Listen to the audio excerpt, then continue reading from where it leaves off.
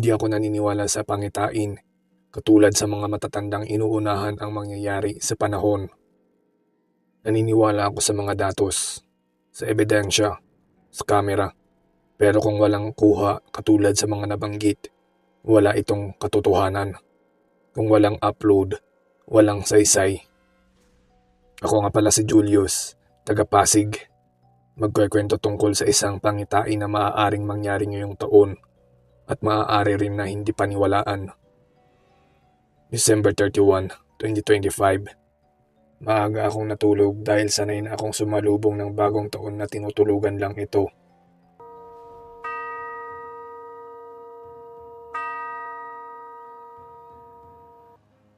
Sa aking pagtulog, nanaginip ako ng pangitain.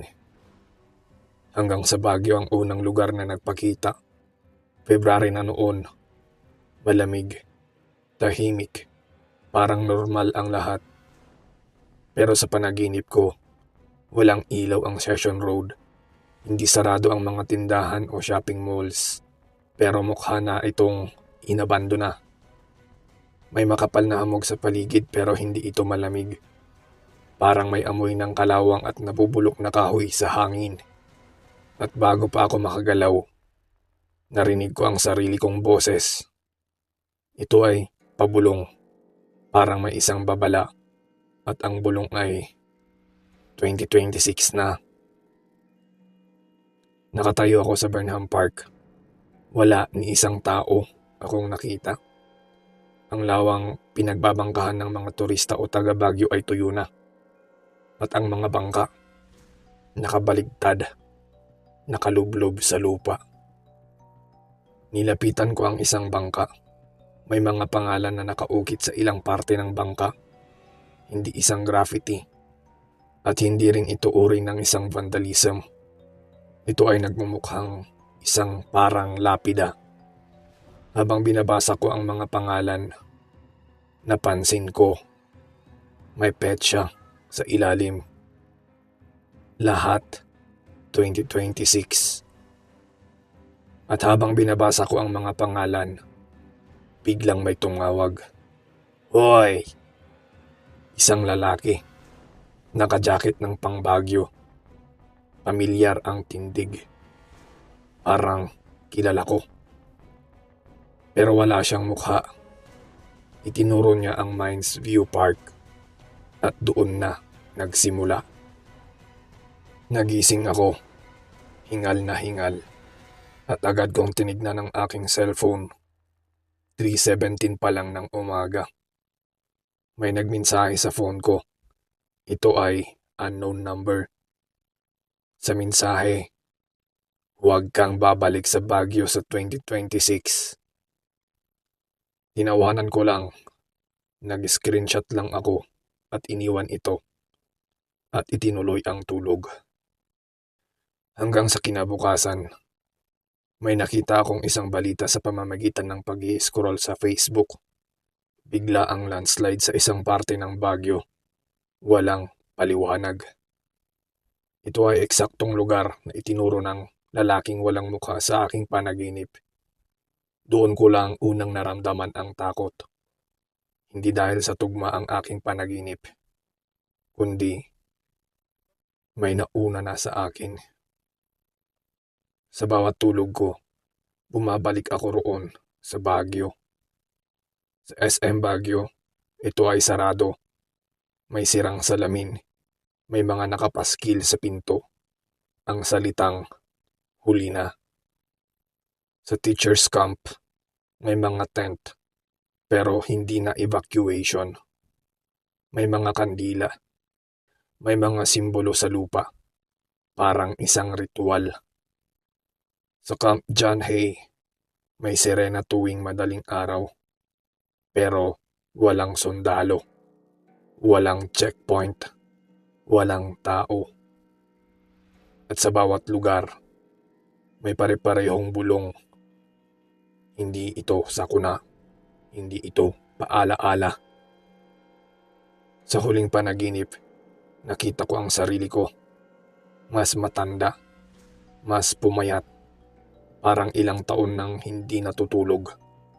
May hawak siyang kamera, katulad ng gamit ko ngayon. Tumingin siya sa akin, diretso, at may sinabi siya, "In-upload mo pa rin, kahit alam mong mangyayari." Sa likod niya, ito yung Baguio Cathedral.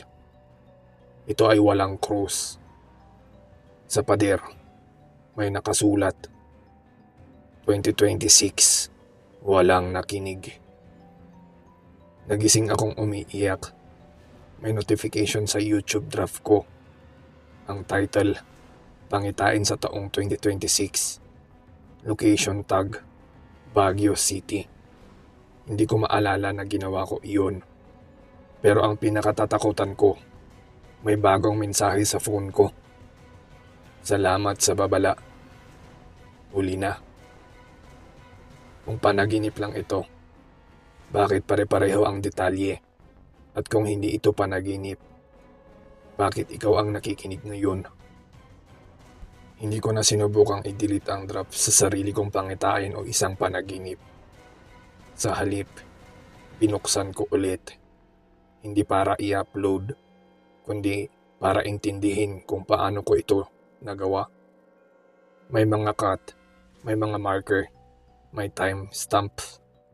Parang hindi siya first draft. Parang may nauna nang nag-edit. Bago ko pa ma-publish, may napansin akong kakaiba. Sa preview analytics, may engagement na rin. Pero imposible yun. May 3 invisible na entry. Walang username. Walang larawan. Pero may text na nakalagay. Ang unang salita, "Naalala mo na ba? Pangalawa, hindi mo dapat dito sinimulan." At ang pangatlo, ang pinakamatagal kong tinitignan, "Hindi ka na dapat umabot sa puntong ito." Nakatulog ako sa harap ng monitor nang hindi ko namamalayan. Ewan ko kung pagod lang ako.